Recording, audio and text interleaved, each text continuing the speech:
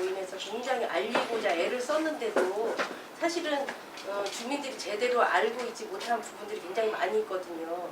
또 저희들이 알리는 게 또 들으려고 안 하시는 분들도 계시고 또 워낙 위험한 부분이 우리가 해결할 수 있는 그런 차원을 넘어섰다고 생각을 했어요. 그래서 저희가 이제 어렵게 법무법인 덕수 여기 이제 팀하고 가서 이제 말씀을 드렸는데 또 이분들께서 흔쾌히 같이 해주시겠다고 약속을 해주셔서 저희가 이제 내년 끝나는 날까지 내년 2월이면 여기가 자동 해지가 되잖아요. 그래서 이제 그때까지 함께 해주시기로 약속을 하셨습니다.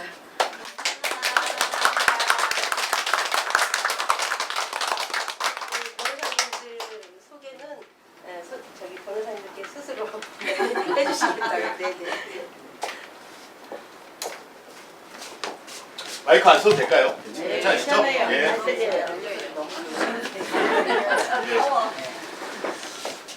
예, 반갑습니다. 저희 일어서시죠. 예. 저희 이제 법무법인 덕수라는 변호사 사무실에서 일을 하고 있는 변호사들입니다. 오늘 이제 처음에 저희가 이제 정릉 6구역 관련해서 그 정릉을 사랑하는 모임 분들하고 이야기를 하면서 요 책자들을 받았어요. 다들 받으셨죠? 네. 그래서 저희가 이제 쭉 이렇게 읽어보는데 내용이 꽤 위험한 내용도 있고 제대로 이해하시고 계시는 내용이 있을까? 이런 이제 생각이 좀 들더라고요. 다 읽어보신 분 있으신가요? 처음부터 끝까지? 안 보게 되죠. 그냥 옆집이 했다니까 누가 했다니까 이렇게 생각하시는 거잖아요. 근데 저희가 보기에는 이게 내용을 잘 알아야 될 것 같아가지고 오늘 저희가 설명을 하는 자리를 좀 가지게 됐습니다. 그래서 저희가 이제 조금씩 맡아서 이 내용이 어떤 내용들이 지금 여기 안에 있는지를 좀 설명하는 시간들을 가질 거고요. 저는 이제 여기 있는데 저는 조영관 변호사라고 하고요. 황준혁 변호사입니다. 저는 이경재 변호사입니다. 제가 먼저 좀 전체적으로 어떻게 오늘 진행을 할 것인지를 좀 설명을 좀 먼저 드리겠습니다. 말씀드렸던 것처럼 오늘 저희가 이제 이게 1탄이거든요. 1탄. 이제 앞으로 가능하면 한 격주 단위로 계속 마을을 좀 찾아서 주민분들이 좀 궁금하신 내용 이렇다는데 이게 맞는 말이냐 혹은 이제 진짜 법적으로 이게 말이 되는 거냐 뭐 이런 것들을 궁금해하신 점들을 계속 좀 지속적으로 좀 할 생각입니다. 그래서 오늘 첫 순서고요. 오늘은 저희 소개를 좀 먼저 드리고 그다음에 이 두 가지 책자에 나와 있던 내용들 중에서 조합원들이 좀 주민들이 좀 아셔야 되는 내용들이 뭐가 있겠다라는 것들을 소개해드리고 그다음에 저희가 이제 정릉을 사랑하는 모임을 통해서 궁금하시다고 하는 것들 몇 개 질문을 좀 받았어요. 그래서 마을을 다시 좀 살려보자 하는 이제 이야기들이 있거든요. 오늘 이제 서울시에서 마을 도시 재생 관련해서 활동하시는 분이 잠깐 오셔가지고 이렇게 하는 마을들도 있습니다라는 소개를 좀 드리는 것을 1탄으로 저희가 준비를 했고 오늘 이제 설명회 이후에 아마 또 이제 추진위 쪽에서는 또 이런저런 이야기들도 할 거고 또 주민들은 또 이야기도 듣고 저 이야기도 들으면 또 궁금한 것도 있으실 거고 그래서 계속 좀 찾아뵙고 그런 것들을 좀 궁금하신 점들을 좀 알 수 있도록 하는 자리를 좀 진행을 해보도록 하겠습니다. 아시겠죠? 네. 저희가 오늘은 뭐 특정 입장에서 이것입니다 라고 말씀을 드리는 게 아니라 이런 내용은 최소한 아셔야 된다 라는 내용을 중심으로 설명을 좀 드릴게요. 그래서 어쨌든 여기가 이제 저희도 오늘 여러 설명회들도 다니고 또 이야기도 많이 듣고 하는데 마을 내에서 이런 공간이 있고 또 저희가 이제 처음에 와서 PPT를 설치해 주는데 동네 주민분이 오셔가지고 하얀색이 좋겠다고 하셔가지고 이불을 갖다 붙였어요. 저희 이게 다 어떤 공동체라고 생각하거든요. 어쨌든 마을이 있고 공동체가 있고 또 가까운 곳엔 정릉이 있고 바로 앞에 있잖아요. 역사가 있는 공간이고 또 중요한 건 또 내 재산이고 집 문제는 그러니까 이런 것들을 결정하는 데 있어서는 좀 잘 알아야 된다라는 이야기고요. 첫 번째로는 저희가 이제 조합 설립 동의서 최근에 이제 조합에서 설립 동의서를 받고 있으면서 이제 요 책자들을 나눠줬을 거예요. 그리고 대부분 이제 대충 쓱 넘겨보시고 뭐 이런 거구나 하셨을 텐데 여기서 제일 중요한 부분은 집에 들어가셔서 꼭 한번 다시 꼼꼼하게 읽어보십시오. 맨 마지막에 있는 부분이 이제 조합 정관입니다. 조합 정관. 조합 정관은 이후에 조합이 설립된 이후에 물론 이제 도시개발법이라든가 법에서 정하는 내용도 물론 있지만 이 정관의 내용이 어떻게 되어 있느냐가 굉장히 중요하거든요. 저희가 이제 오늘 이 정관의 내용 중에서 좀 유심히 봐야 될 부분이 하나 있고요. 두 번째로는 이제 설립 동의서가 아까 여기 있었는데 설립 동의서 이제 종이 이렇게 한 장씩 해서 지장 찍고 있는 그 있잖아요. 이제 그 내용이 정확하게 뭔지를 좀 먼저 설명을 드리겠습니다. 그 부분은 저희 법인의 황준혁 변호사님께서 설명해 주실 겁니다. 예, 안녕하세요. 그 소개받은 황준혁 변호사라고 합니다. 요즘에 이제 총회에서 동의서 이렇게 받으러 다니신다고 얘기를 들었어요. 그래서 이제 정작 여러분들 뭐 하다못해 뭐 내 집을 뭐 팔거나 어디 뭐 세를 놓거나 하셔도 다 계약서 작성하시잖아요. 그 계약서 작성하실 때 이제 부동문자라고 해서 이렇게 찍혀 있는 글자들 있지만 그런 글자 잘 안 읽고 계약하시는 경우도 많이 있고 그래서 또 뭐 실제 피해 보금적으로 피해를 받는 경우 굉장히 많으신 걸로 알고 있어요. 이 동의서도 사실 그런 필요가 있는 문서라고 생각을 하십니다. 비유하자면 조합과의 어떤 계약 관계를 형성하게 되는 것이거든요. 그렇기 때문에 그 내용에 대해서는 정확히 알고 찍으실 필요가 있습니다. 내가 이걸 지장을 마련함으로써 어떤 법적 효력을 가지게 되는지 이것에 대해서는 반드시 여러분들이 아셔야 될 필요가 있습니다. 제가 이제 동의서를 전달받아서 한번 좀 보았는데요. 이게 조금 문제가 있겠다 싶어 생각이 들었던 부분은 이제 이 부분입니다. 여러분 이제 보시면 알겠지만 이제 오랜 이 지금 유구역의 오랜 역사가 있죠. 다들 아실 겁니다. 그래서 그 2008년 10월 16일에 정비구역 지정 고시가 이루어졌죠. 그래서 보시면 이제 면적도 이제 이렇게 나와 있고 건축 연면적도 이렇게 나와 있습니다. 규모도 이렇게 있죠. 이게 위쪽에 있는 것이 지금 2008년도에 애초에 지정 고시된 내용인데요. 이게 있죠. 예, 밑에 있는 것이 2008년도입니다. 죄송합니다. 밑에 있는 것이 2008년도고 위에 있는 것이 지금 동의서에서 여러분들이 받고 있는 내용입니다. 근데 보시면 알겠지만 대지 면적도 굉장히 차이가 있죠. 그리고 건축 연면적도 굉장히 큰 지금 차이를 보이고 있습니다. 규모도 지하 6층, 지상 12층으로 되어 있다가 지하 5층, 15층 완전히 바뀌었죠. 높이도 많이 바뀌었고요. 그리고 세대수도 지금 748세대에서 710세대로 많이 지금 바뀌어 있습니다. 이제 여러분 도시정비법 얘기 들어보셨죠? 주시정법상 경미한 변경인지 중대한 변경인지 이런 것이 절차에 있어서 굉장히 큰 이제 차이가 있습니다. 이런 경우에는 일반적으로는 다 중대한 변경으로 보게 되죠. 그렇기 때문에 사실은 원칙적으로 이제 광역지자체 어떤 도시계획심의위원회 심의를 거쳐야 되는 것인데 지금 그런 절차가 거쳐지지 않았다고 들었어요. 근데 그렇게 거치지 않고서 당연히 그것이 그 내용으로 확정될 것을 전제로 해서 이렇게 동의서를 받고 계셔서 이것이 과연 나중에 조합이 설립되더라도 이 내용대로 추진이 될 수 있을 것이냐 이런 부분에 대해서 사실 동의서 받으시면서 전혀 설명드리신 바 없으시잖아요. 네, 이런 부분들에 대해서는 꼭 유념을 하셔야 될 것 같아요. 다음 보여주세요. 그리고 이제 여기 그 동의서에 들어간 내용 중에 또 중요한 내용 하나가 비용 부담에 대한 내용입니다. 여러분 이 동의서 작성하시면 조합의 구성원이 되시는 거잖아요. 조합이 설립되게 되면 그러면 조합원으로서 나이가 권리도 갖지만 그에 상응하는 의무도 지게 됩니다. 지금 여러분 그 책자에 나와 있는 부분 제가 이제 발췌해서 좀 적어봤는데 다음으로 넘겨주세요. 지금 기존에 있던 추진위가 썼던 매몰 비용이라고 하죠.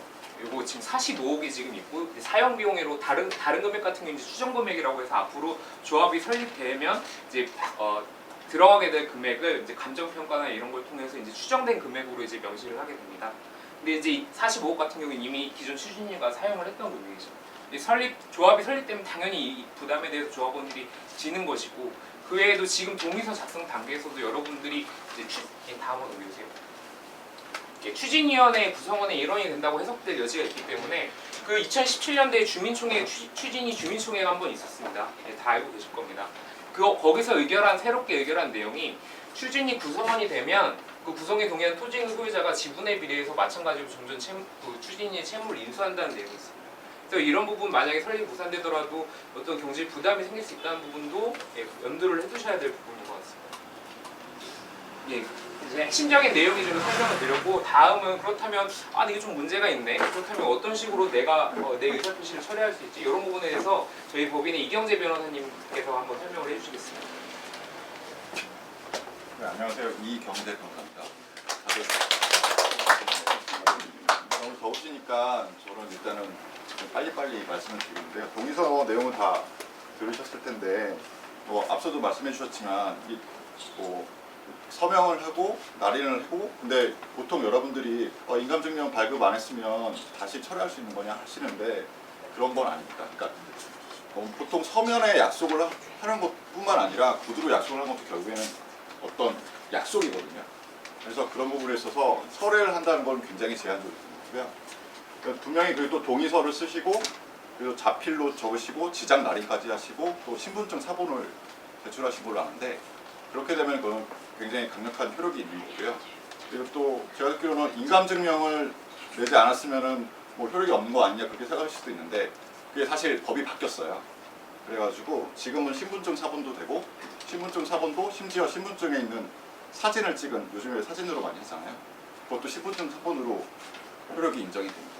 그렇다면 이거를 어떻게 철회할 수 있느냐가 있는데요. 보통 계약을 하시거나 뭐 임대차 계약 하시면은 그런 부분에서도 보시면 기간이 정해져 있으면은 그 기간에는 어떻게든지 그 약속은 계속 지켜야 될 부분인데, 근데 그 부분에 있어서도 이 흔히 얘기해서 여기는 도정법이라고 제가 말씀드리겠습니다. 도정법 시행령에서는 이런 경우에도 철회 방법을 이렇게 규정하고 있습니다. 그래서 이런 거에서 굉장히 제한적으로 되어 있는데요.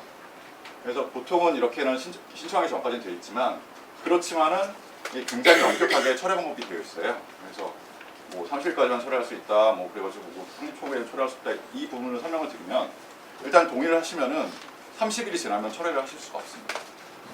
그리고 또 이런 거에도 창립총회가 지나면 무조건 철회를 하실 수가 없어요. 그러니까 그런 부분도 굉장히 되어 있고요. 그렇지만은 이 낭에 보면은 그 조합 35일 조합 설립에 대한 동의가 여기 바로 지금 가장 주목을 하고 계시는 부분인데요. 다만 여기서는 그 변경되지 아니한 경우로 한정한다는 부분이 있는데 이거는 나중에 기회가 되면 설명을 드리도록 하겠습니다. 그래서 이 철회 방법은 그 동의하신 것과 똑같이 하시면 됩니다. 근데 다만 이 부분에 있어서 좀 더 규정을 둔 게 있는데요. 보시면은 철회서에는 성명을 적고 지장을 날인하라고 되어 있습니다. 그러니까 뭐 기명 날인이라고 해서 인쇄되어 있는 게 아니고요. 분명히 자필로 서명을 적으셔야 되고요. 그 다음에 도장도 안 되고 지장을 날인하셔야 됩니다. 그리고 신분증 사본도 있어야 되고요. 그러니까 인감증명 그런 게 아니라 그냥 신분증 사본입니다. 또한 근데 이 경우에는 보다 명확하게 하기 위해서 여기는 동의의 상대방이니까 여기는 아무래도 추진위가 되겠죠. 그리고 시장 군수 등인데 여기는 구청장이 됩니다. 그래서 내용 증명의 방법으로 발송을 하셔야 되니까 보통 내용 증명 우체국 가서 많이 해보셨겠지만 세부해가지고 한 분은 우체국에서 보관을 하고 한 분은 우리가 보관을 하고 한 분은 상대방을 또 발송하는 식으로 되어 있으니까 이 경우에는 그 추진위에도 발송을 해야 되고 그리고 이제 구청장에도 발송을 해야 하기 때문에 총 6부를 하셔야 될 겁니다. 이렇게 되시고요. 그래서 이 부분에 있어서는 그 앞서 말씀드렸지만은 30조에 있어서 중요 부분에 있어서 이런 그 2항에 보시면 뭐 건축물의 설계 개요, 뭐 비용, 분담 기준, 그리고 소유권 귀속, 그리고 정관 이런 중요한 부분에 있어서 이게 반드시 동의서에 포함이 되어 있어야 되니까 이런 부분 유의하셔서 이게 과연 중요한 변경인지 경미한 변경인지는 할 수 있는 그런 기준이 될 것입니다. 그렇고요. 근데 이런 경우에도 뭐 이거는 앞서 얘기한 거는 도정법의 얘기고요. 이게 다시 또 기본법인 민법으로 들어가면은 이 의사표시가 만약에 이거는 그냥 뭐 상식으로 알아두시면 될 부분인데 혹시라도 내가 이런 얘기 못 들었는데 아니면 이건 나 잘못 들었는데 왜 난 이런 식으로 생각하지 않았는데 왜 이러고 했을 때는 그러니까 이런 경우에는 보통 법률에 있어서 내용의 중요 부분에 착오가 있거나 착오가 있고 그리고 이게 나의 중대한 과실이 아닐 경우에는 취소할 수가 있습니다. 그래서 이런 부분은 그냥 생활하시면서도 알아두셔야 될 부분입니다.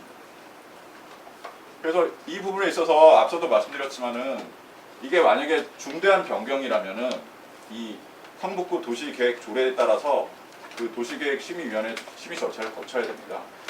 그런데 이 부분에 있어서도 근데 여기서 이제 중대한 변경이 무엇이냐라는 부분이 있는데 세대수랑 설계도면 그리고 이제 그런 개요들이 있을 텐데 그 부분에 동의가 없이 진행이 된다면 분명히 중요한 절차상 하자고요. 그러면 황복구청장은 당연히 이런 부분에 있어서는 지금 이런 식으로 해서 계속 뭐 어떤 절차가 이루어지지 않은 상태에서 진행이 된다면 당연히 구청장으로서 시정을 해야 될 의무가 있겠죠. 이렇게 제대로 안 되고 있다면 한 번쯤 논의를 해서 이런 부분은 어떻게 되느냐 해서 그런 식으로 요청을 할 수 있는 건 당연히 국민으로서 그리고 주민으로서 해야 될 권리이자 의무라고 생각합니다.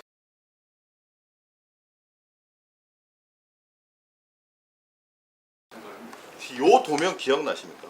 맨 처음에 보셨던 도면. 이게 이제 처음에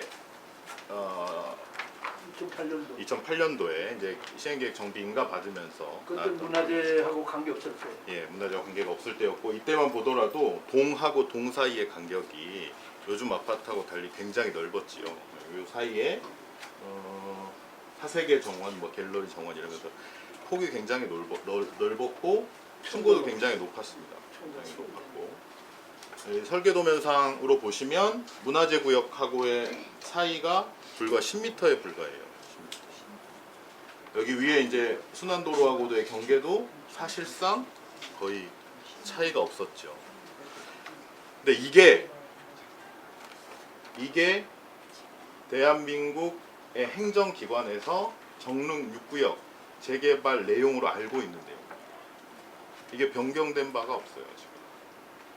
이걸 변경하는 절차는 말씀드렸다시피 도시관계 여러 구청장, 건설업자, 행정가들이 이렇게 바꾸는 것이 맞을지 여러 차례 심의를 해서 이렇게 하면 좋겠다라고 하는 것이거든요. 이건 단 한 번도 변경된 적이 없습니다. 지금도 인터넷상에서는 요것이 유일하게 인가받은 계획입니다. 요거 다 받으셨죠? 계획의 98페이지 도면 혹시 보셨나요? 이 98페이지에 보면 조합에서 이렇게 아파트가 지어질 겁니다 라고 원래 이렇게 큰 사이즈인데 보면 그냥 그때랑 비슷하게 생긴 것처럼 보이는데요. 집에 돌아가셔가지고 이게 페이지가 98페이지거든요. 이거 한번 꼼꼼하게 보십시오. 가장 제가 그래서 더 크게 좀 뽑았으면 좋을 텐데 이게 뭐 나중에 이제 정릉 살리를 모으면 더 크게 보여드릴 텐데 그러면은 예. 질문 드릴게요. 네네. 이거는 가장된 거라는 얘기예요, 그럼? 그러니까 이 안은 이것밖에 없으면? 그러니까 이 안은 정부나 행정지자체에서 통과된 적이 없는 안이에요. 글쎄요. 네, 그게. 그리고 이 내용이 이제 문화재 심의 변경 과정에서 문화재 지역의 이슈가 되니까 이걸 이렇게 좀 바꿔보고 이렇게 바꿔가지고 사업을 추진해 보겠습니다라고 계획도를 쉽게 말하면 되는 건데 이게 행정상 절차, 즉 도시정비법의 행정상 절차를 거치지 않은 상태인 것이죠. 여기 보시면 일단은 문화재 구역으로부터의 거리가 30m예요. 기존에 처음 통과됐었던 것의 3배 정도로 주거 면적이 좁아지지요. 그러니까 아시다시피 아파트와 아파트 사이의 간격이 굉장히 좁아집니다. 이 부분에 대해서는 처음에 이 통과된 내용만 알고 있는 사람, 내가 조합 설립을 한다고 했을 때는 시행된 계획도로만 되겠지, 그 넓고 뭐 이렇게 된 안으로만 지금 되어 있는 상태를 알고 조합이 설립된 이후에 아마 조합은 설립된 이후에 이대로 바꾸려고 노력을 할 겁니다. 근데 이게 될지 안 될지는 아무도 모르는데 그 상황에서 바꿀 수 없어지는 상황이 됐을 때 되돌릴 수 있냐? 조합이 이미 설립되었고 다 조합원이 되어버린 상황에서 이거 돌릴 수 있냐? 되돌릴 수 없는 거예요. 원칙은 저는 이제 뭐 조합이 하는 여러 가지 약속들에 대해서는 조합 측이 또 설명할 거라고 생각합니다. 근데 저는 단 한 가지, 조합이 진짜 제대로 자기 일을 하고 있다. 추진위원장이 내가 공증도 하겠다 뭐 이렇게 하겠는데 그럼 공수표를 남발할 것이 아니라 이대로 추진하고 싶으면 이대로 먼저 인가를 받으면 됩니다. 이게 행정상 절차대로 전문가들이 봤을 때도 이대로 하십시다라고 결정을 내고 이대로 주민들한테 통과를 받아서 이대로 설명을 하고 추진하면 돼요. 이 책자의 항구탱이에 잘 보이지 않게 그려놓는 게 아니라 100마디 말보다 그런 절차를 거치는 게 훨씬 더 중요한 일이지 않습니까?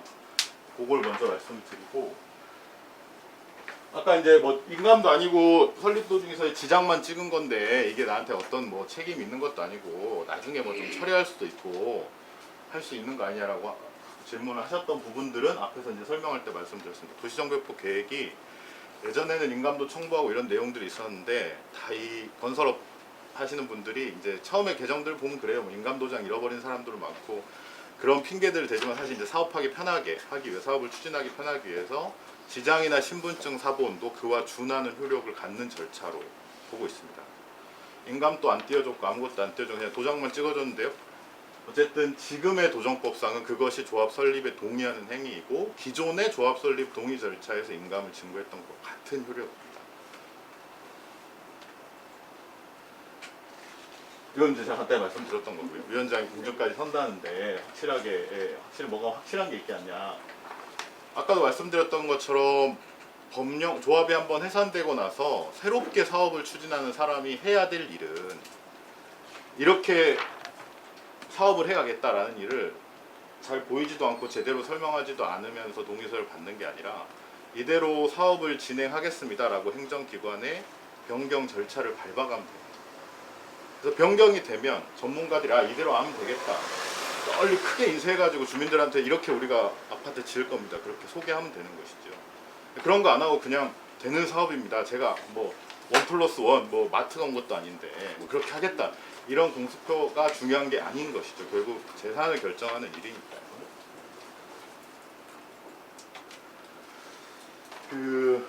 네, 아파트를 뭐 더 준다 이런 이야기들을 했다고 하더라고요. 제가 이제 받았던 뭐 찌라시 같은 거에는 그런 내용은 없는데 그런 이야기들을 했다고 하더라고요. 네, 했다고. 근데 다른 뭐 예를 들어 그런 내용이 진짜 있으면 저 같으면 책자를 만들어서 드리겠는데요. 네, 진짜 할 거면 조합 설립 동의서 제출하는데 이래서 칼라로 뽑아가지고 이 저희 조합은 한 채 가지신 분한테 2채씩 드리겠습니다. 그리고 이래서 2채를 드릴 수 있습니다라고 설명하는 게 맞지 않을까요? 근데 그런 이야기는 없고 말로만 하신다고 하시더라고요. 네, 말로. 그리고 뭐 찌라시 같은 것들도 많이 이렇게 막 뭐 떼고 있으면 보내고 하신다는데 거기에도 그런 내용은 없더라고요. 1+1도 준다. 그래서 사실 저는 궁금합니다. 어떤 계산으로 한 채를 더 줄 수 있다는 것인가? 저는 그걸 좀 속 시원하게 설명을 해주면 좋겠는데 저희가 이제 생각을 해봤을 때는 그게 가능할까라고 따져볼만 할 수 있는 게 이제 이른바 용적률이라는 개념이에요. 용적률이라는 건 무엇이냐면 쉽게 말하면 땅에 건물을 짓는데 녹지도 하나도 없이 그냥 빽빽하게 빌딩을 지으면 제일 좋죠. 그럼 제일 많이 지을 수 있는 거예요. 예를 들어 100평짜리 땅을 샀는데 그 100평에 그냥 똑같이 100평짜리로 10층 지을 수 있다 그러면 1000평 지을 수 있는 거 아닙니까? 밀도로 빽빽하게 지으면 사는 사람은 좀 모를지 몰라도 짓는 사람은 남는 장사입니다. 땅이 10배로 커지는 거니까요. 용적률이 높아지면 높아질수록 예를 들어 용적률 한 500% 나왔다. 그럼 1+1 줄 수도 있을지도 몰라요. 왜냐하면 한 필지 땅 사가지고 5명 분을 뻥튀기 시킬 수 있는 거니까 조합원들한테 그만큼 혜택을 줄 수도 있는 거지 않습니까? 근데 지금 어쨌든 뭐 사업계획 변경 절차 이후에 거치겠지만 정릉 6구역 용적률은 166%입니다. 166%고 아까도 말씀드렸듯이 용적률이 높을수록 재건축을 할 때 빽빽하게 지을 수 있으니까 파이가 커지는 거예요. 그러니까 건설사나 건설 사업을 하는 사람들이 결국 조합원들에게 그러니까 일반 분양 말고요. 일반 분양으로 돈 주고 들어온 사람 말고 조합원들한테 이렇게 해줄 수 있습니다라고 약속을 할 때 두 가지 방법이에요. 하나는 용적률이 높아서 빽빽하게 많이 지어. 그럼 조합원들한테 받은 땅이 그만큼 뻥튀기가 많이 된 거니까 원래 맡긴 사람한테 더 줄 수 있는 거예요. 아니면 일반 분양을 줄이면 됩니다. 지금 166%로 해가지고 아까 몇 세대였죠? 710 변경된 게 710세대. 710세대 중에 일반 분양 한 100명만 줄게. 나머지 다 조합원들 나눠 가집시다. 이렇게 되면 조합원들한테 2채씩 줄 수 있죠. 3채씩도 줄 수 있죠. 근데 그러면 건설 공사 비용은 어디서 납니까? 조합원들의 부담 비용이 높아지거나 아니면 일반 분양으로 파는 가격이 엄청 높아지겠죠. 근데 아시겠다시피 지금 이제 단기간에 서울시에서 재개발이라든가 재건축 이런 걸 좀 죄고 있어가지고 단기간에 좀 재건축 재개발의 프리미엄이 높아지긴 하지만 결국은 풀릴 수밖에 없거든요. 어느 정도 범위 내에서. 그 이후에 이 아파트에 뭐 10억, 20억씩 일반 분양으로 들어올 수 있다. 그래서 건설사 마진이 거기에 맞아진다. 그러면 저 계산이 나올 수 있을 것 같은데 제 계산으로는 쉽지 않을 것 같아요. 저는 차라리 이걸 좀 설명해 줬으면 좋겠어요. 그쪽에서. 이런 계산으로 용적률이 몇 프로고 그럼 몇 세대를 지을 수 있는데 몇 세대 일반 분양 받을 거니까 나머지 조합원들 계산했을 때 몇 평 이상 가지고 있는 분들한테는 2채 줄 수 있습니다. 그러면 이제 저희가 그거 보고 그대로 꼭 약속 지켜야 돼. 그 약속이 지켜질지 안 지켜질지는 모르는 일이지만 사실 그 약속 지켜야 되라고 지켜볼 수 있지 않습니까? 근데 그 이야기가 없다 라는 건 좀 이상하다라고 저는 생각합니다. 지금 그 166%라는 용적률은 네. 아까 어느 거 지도상에 그게 다르잖아요. 그 네, 용적률 네, 네. 기준에 한 겁니까? 인가된 기준입니다. 인가된 기준. 인가된 네, 기준. 최초 인가된 기준. 예. 인가된 기준. 아니 이제 그러니까 전체 면적을 기준으로 하는 것이니까 예를 들어 이렇게 볼 수는 있겠죠. 전체보다 문화재에서 공간도 더 띄어야 되고 해서 건물을 지을 수 있는 기간이 더 줄어들었다면 사실 그 약간 그걸 좀 보시면 최초 건설할 때 말고 조그마한 아파트들이 좀 생겼어요. 그 용적률 작으니까 작은 아파트들을 여러 개 지어가지고 개수를 좀 늘리는 방식이거든요. 뭐 그렇게 해가지고 몇 채를 더 지었다 이렇게 될 수도 있겠죠. 저는 이제 그게 정확하게 어떤 계산으로 나온 것인지 좀 설명을 해줘야 우리가 그게 말이 되는지 안 되는지를 파악해 볼 수 있는 거 아닙니까? 그 계산이 좀 빠져 있다. 하늘채 얘기를 용적률에 대해서 하늘채. 하늘채는 이제 저도 이제 이거는 제가 이제 직접 확인한 바는 아니어서 좀 그렇겠는데 하늘채가 용적률이 더 높습니다. 확인한 거예요. 네, 238%로 용적률이 더 높아요. 그러니까 뭐 프리미엄이 좀 붙을 수 있죠. 조합원들이 프리미엄이라고 하면 일반 분양 들어온 사람보다 훨씬 좀 낮은 가격이나 이렇게 이제 분양을 받을 수 있다라는 걸 이른바 프리미엄이라고 붙이는 것인데, 네 그렇습니다. 그다음에 분담금 얼마 안 돼도 된다. 아이고. 분담금을 얼마 안 돼도 된다. 지금 동의서에 보면 2억 얼마 이렇게 계산된 그 자기 부담금처럼 이렇게 나와 있죠. 예. 근데 이제 요거는 진짜 말 그대로 추정치입니다. 근데 이 추정치는 정말 추정치예요. 정말. 네. 예를 들어 제가 내년에 한 20억 벌 수 있다라고 생각을 한다고 했을 때 제가 왠지 돈 많이 벌 것처럼 보이시죠?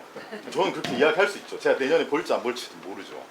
근데 제가 어디 가서 전 내년에 20억 벌 겁니다 라고 이야기는 할 수 있잖아요. 똑같은 거예요. 추정치. 그럼 이제 저랑 친한 사람이나 저한테 밥 한 끼 얻어먹고 싶은 사람 물어보겠죠. 네 뭐해서 20억 벌 건데? 그게 사업인가 계획입니다. 사업인가 계획은 지금 아까도 말씀드렸다시피 조합 설립 동의서를 받고 있는 내용으로는 통과되지 않았어요. 모르는 겁니다. 지금. 그리고 저희가 이제 건설분쟁연구소나 이런 데서 여러 차례 조합 사건을 할 때 제일 분쟁이 많은 게 이거예요. 왜? 처음에 약속했던 것보다 평균 20%에서 30% 분담금 더 냅니다. 그러니까 못 낸다. 이러면서 싸우는 거예요. 그러니까 지금 사실 이제 정릉지역처럼 조합 설립 이전에 이게 쟁점이 되는 경우는 많지는 않아요. 저는 이게 이 마을을 그동안 계속 꾸며왔던 사람들이 있었기 때문에 여기서부터 지금 이런 게 가능하지 대부분 조합 설립은 그냥 됩니다. 되는 경우가 많아요. 그리고 나서 막 안에서 지지고 볶고 싸우죠. 내가 뭐 할 거야, 네가 할 거야 이러면서. 결국 그리고 제일 마지막에 분쟁 제일 많은 게 분담금 원래 2억만 내면 된다고 했는데 왜 3억씩 내라 그래. 뭐 임원했던 사람들이 더 쓴 거 아니야. 이런 식이 제일 많이 분쟁이 있는 거거든요. 그러니까 지금 저 돈이 얼마 안 되는 것 같네라고 생각하시면 안 되는 거예요. 오히려 이거에 몇 프로가 더 들어가겠다라고 생각해서 계산해 보시는 게 맞아요. 이번에 조합 설립이 안 되면 어떻게 됩니까? 이 부분이 이제 제일 중요한 쟁점입니다. 근데 이제 엊그저께인가 이야기 들어보니까 이제 조합 설립 될 것처럼 막 이야기하시는 분들도 있다고 하셔가지고 또 그런데 아까 이제 황준혁 변호사님이 이야기하신 것처럼 조합 설립에 동의서를 쓴 사람이 그러면 조합 설립 안 되면 나는 아무 책임이 없냐? 그렇지는 않아요. 그렇지는 않습니다. 아까 이야기했던 건 설립 추진에 동의한 사람이 설립추진위원회가 쓴 돈에 대해서는 토지비리만큼 부담한다고 되어 있거든요. 세상에 공짜 돈이 어디 있겠습니까? 이런 게 있으면 뭐 얼마나 좋겠습니까? 저도 뭐 100번이라도 하고 싶네요. 누군가 돈을 썼고 만약에 그게 잘 굴러가 사업이 돼가지고 돈또이가 되면 모르겠으나 조합이 망가져버리면 지난번처럼 조합이 소송을 통해서 망가지거나 70%, 75% 동의를 못 받아가 조합 설립 자체가 안 되는 방식으로 끝나버리면 그 돈 누군가는 토해내야 되는 거죠. 그럼 이제 누가 토해낼 것이냐? 만약에 조합이 설립이 되면 조합원들은 다 책임이 집니다. 조합 설립되기 전에 동의서를 쓴 사람들도 아까 말했던 것처럼 조합 설립에 동의한 부분들에 대해서 책임을 줄 수 있는 여지가 정관에는 들어 있어요. 그리고 실제 이제 과거에 정비개혁 해지하는 활동들을 했을 때 추진단에서 거기 참여하면 돈 물리겠다. 이렇게 이야기를 했었던 전례들도 있고, 그래서 조합 설립이 안 된다고 해가지고 조합 동의했던 사람들이 아무런 경제적 책임이 없다라고 자신 있게 말할 수 있는 사람은 아무도 없습니다. 이제 마지막인데요. 그 다들 막 옆에서 한다고 하니까 그게 좀 저도 이제 오늘 일찍 한 4시쯤 와가지고 저기 뭐 어디냐 산장빌라 있는 데부터 이렇게 해가지고 쭉 걸어서 한두 바퀴 돌아봤거든요. 저는 이제 뭐 다른 지역 머리 위에 하늘이 좀 있어야지 머리 위에 다른 사람 발이 있는 건 개인적으로 별로 안 좋아하기 때문에 그렇긴 한데 뭐 동네가 좀 뭐 이렇게 창문 같은 걸로 이렇게 다 꾸며놓으시기도 하고 했지만 좀 낡고 좀 고쳤으면 좋겠다라고 생각하시는 분들도 있을 것 같아요. 예. 저는 그거는 어디가 뭐가 맞는 방향이다라고는 생각하지 않습니다. 저는 조합이 투명하게 정보를 공유하고 이렇게 사업을 추진해 보겠습니다라고 주민들의 동의를 얻어서 만들어 갈 수도 있다고는 생각합니다. 그게 재건축이 될 수도 있고 뭐 도시재생이 될 수도 있고 그런데 저는 일단 지금 조합이 설립을 추진하는 과정에 있어서 늦게 참여한다고 해서 제가 무슨 불이익이 생기지 않나요? 라는 질문을 하셨던데 제가 좀 곰곰이 생각해봤어요. 불이익이 있을까? 어떤 불이익이 있을까? 제가 봤을 때는 남들 다 하는데 내가 늦게 하면 어떡하지? 라는 불안감 빼고는 특별한 불이익은 없는 것 같습니다. 그리고 오히려 그러니까 조합 입장에서는 이 사업이 되게 대게 하고 싶기 때문에 저희가 이런 식으로 정확하게 계획들을 설명해 다오. 1+1이라고 하면 그게 왜 나오는지 설명해 다오. 저희들이 오늘 와서 이렇게 하고 갔으니까 좀 근시일 내에 또 뭐가 설명을 하겠죠. 그렇게 해서 정보들이 많아진 다음에 그때 뒤늦게라도 내가 조합 가입하겠다 해도 전 전혀 늦지 않아요. 근데 이제 조합 설립하는 사람 입장에서 빨리 75%를 찍고 싶겠죠. 그러니까 뭐 1+, 좀 이나면 뭐 2+1도 나올 수도 있고 뭐가 나올지 모르겠지만 그러니까 무슨 이야기를 하던지 간에 좀 근거를 가지고 서로 좀 이야기했으면 좋겠다 생각입니다.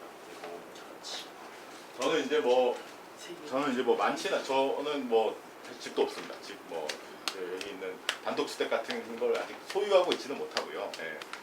글쎄요, 이제 뭐 사람마다 보는 관점은 좀 다를 수 있고 또 궁금한 점은 다를 수 있고 하지만 가장 중요한 건 서두른다고 될 일은 아니다라는 게 저의 이제 기본적인 생각입니다. 그리고 추진하고 싶어하는 사람들의 마음도 또 너무 막 뭐 이렇게 매도할 것은 아니고 정확하게 어떤 정보들을 가지고 우리가 판단할 수 있을지를 좀 분명하게 하는